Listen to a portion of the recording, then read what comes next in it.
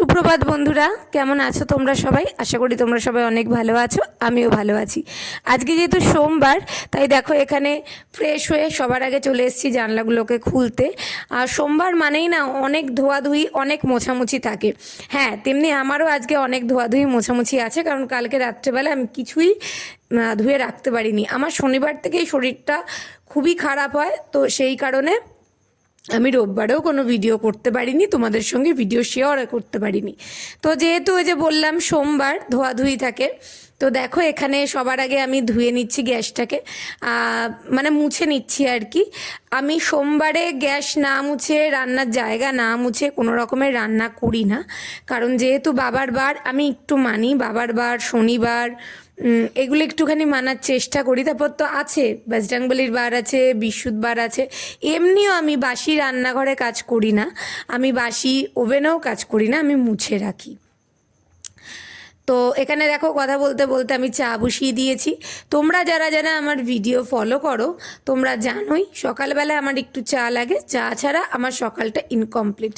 তো দেখো এখানে আমি চা বসিয়ে নিয়েছি, আদাটাও ঘষে নিচ্ছি, তারপরে এতে চিনি দিয়ে দেবো।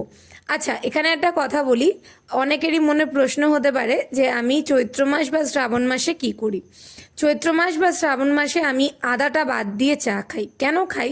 কারণ আমার যেহেতু আইবিএস আছে, একদমই আমি খালি পেট রাখতে পারি না, কারণ উপোসের পরের দিন আমার শরীর প্রচণ্ড খারাপ হয়ে যায় আইবিএসের কারণে।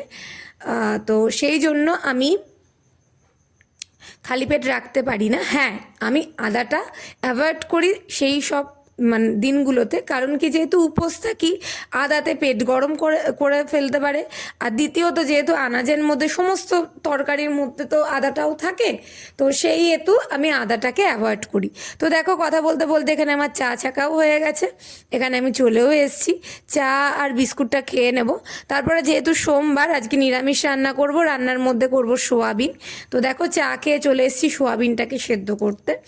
আর আমি সোয়াবিনের মধ্যে না সামান্য একটু নুন দিই, কারণ কি তাহলে সোয়াবিনটা তাড়াতাড়ি সেদ্ধ হয়ে যাবে।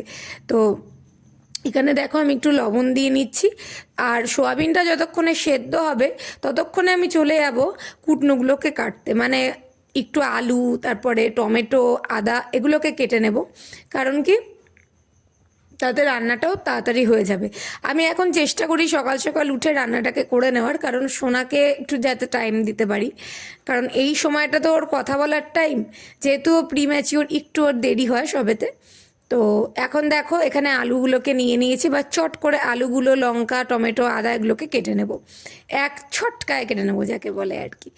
তো দেখো এখানে তো আমার আলু কাটা হয়ে গেছে, আর মিক্সার গ্রাইন্ডারে দেখো আমি সমস্ত মশলার জন্য আনাজগুলোকে দিয়ে দিয়েছি। আর এখানে সোয়াবিনটা হতে একটু দেরি হচ্ছিল বলে আমি ভাবলাম যে চালটাকে ভিজিয়ে রাখি।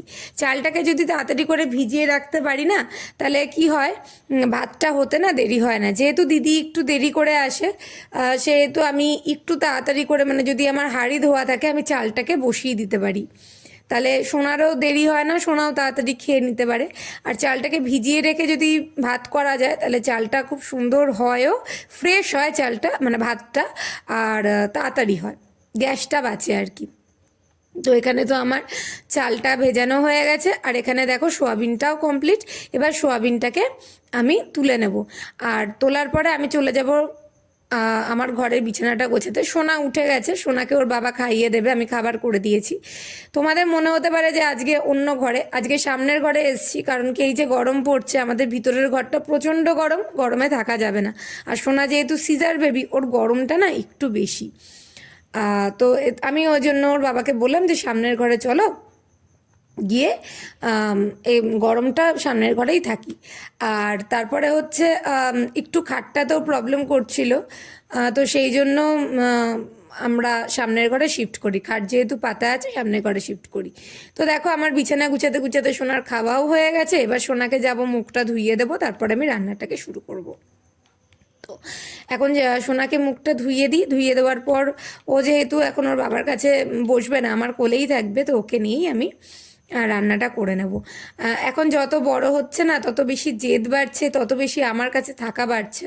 ছোটোবেলায় অতটা অসুবিধা হতো না, ও থাকতো, ওকে আমি দোলনাতে রেখেও আমি রান্না করেছি, তখন ওর এত জেদ হতো না। কিন্তু এখন যত বড় হচ্ছে ইদানিংকালেও তত বেশি জেদ হচ্ছে। তো দেখো কথা বলতে বলতে আমার তেলও গরম হয়ে গেছে, এবার আলুগুলোকে আমি ছেড়ে দেবো। ছেড়ে দেওয়ার পরে আলুগুলোকে ভেজে নেব।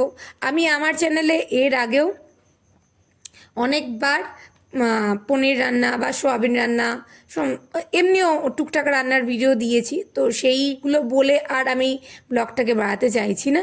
তো এখানে দেখো আমি বাটা মশলাটা দিয়ে নিচ্ছি। এবার যত রাজ্যের মানে যত গুঁড়ো মশলা, হলুদ গুঁড়ো, লবণ, জিরে গুঁড়ো, ধনে গুঁড়ো, যা যা আছে, গোলমরিচ গুঁড়ো, সমস্ত কিছু দিয়ে আমি মশলাটাকে কষিয়ে নেব।